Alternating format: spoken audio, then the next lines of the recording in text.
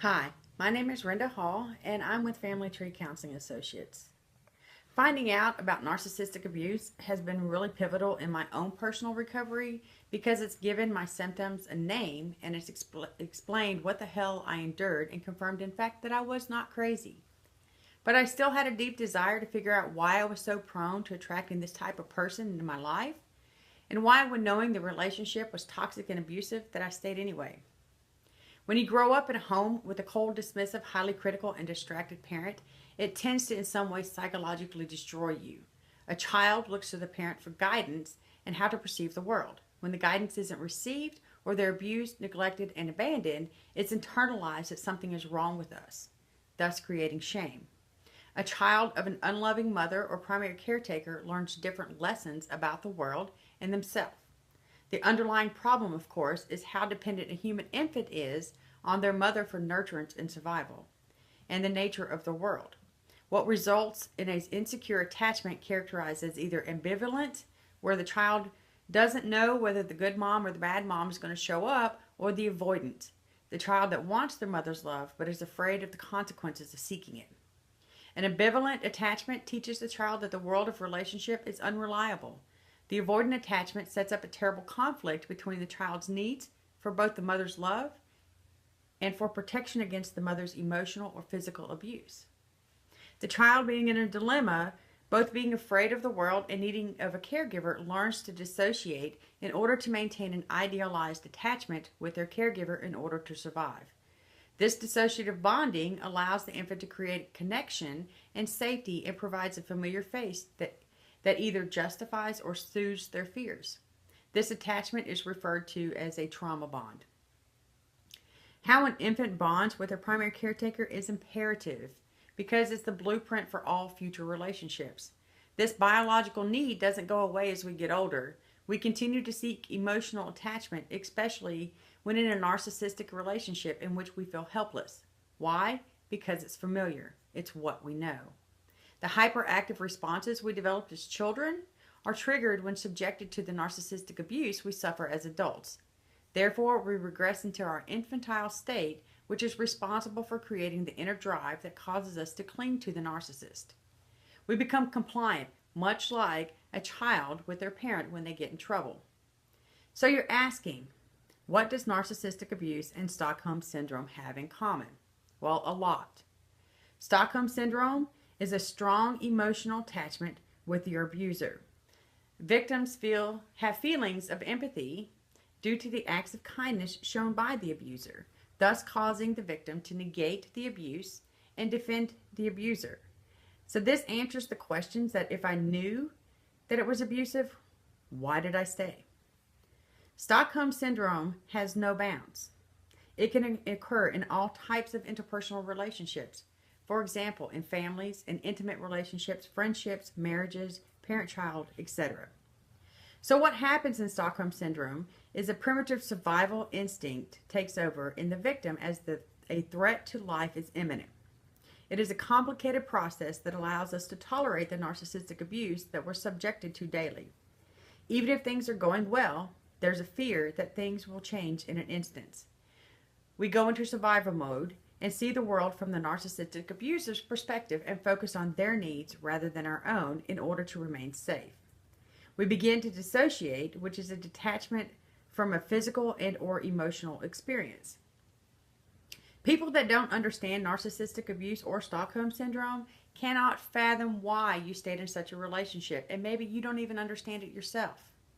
All you can come up with is that you loved them, being totally unaware of the dynamics involved in the bonding process that takes place in prolonged trauma.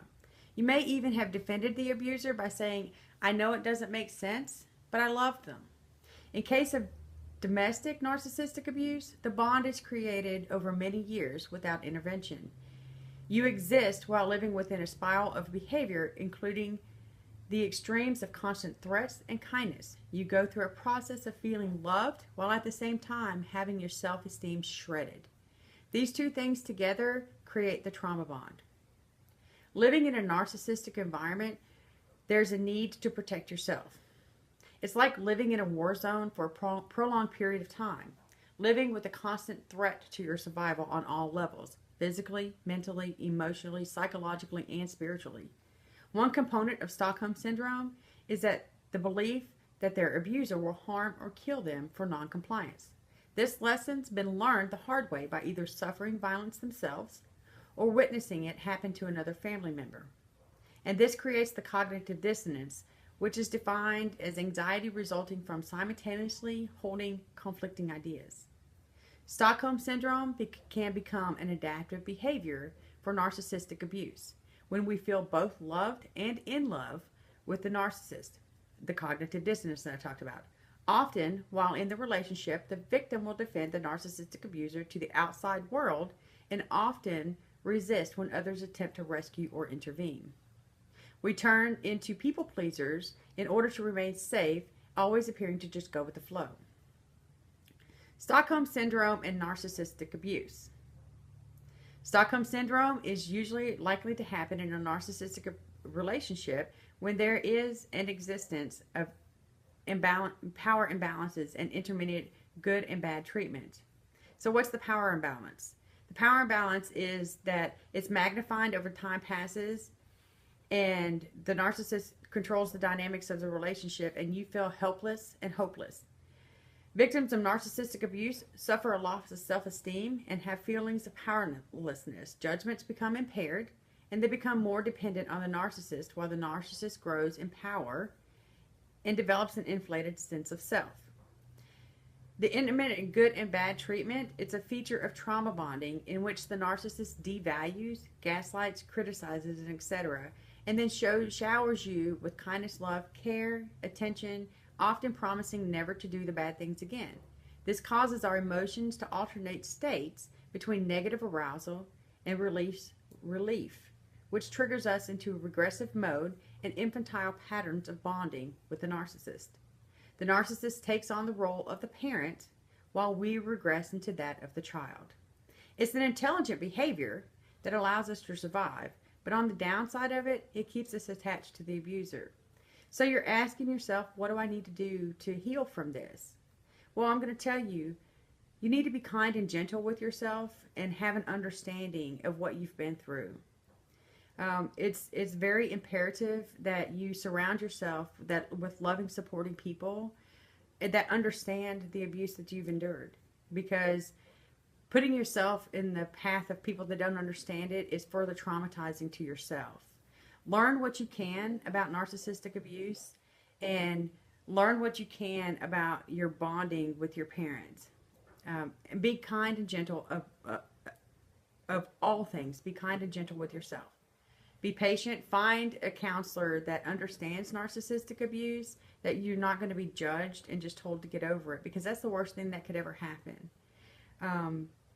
This is not something that's really easy to deal with, but there is hope. There is help out there. So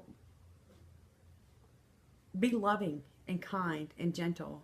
Join support groups. There's a lot of them out there on Facebook that are really good, that have people in there that have been through this type of abuse and they understand. If you haven't subscribed to our YouTube channel, please do so, Family Tree Counseling.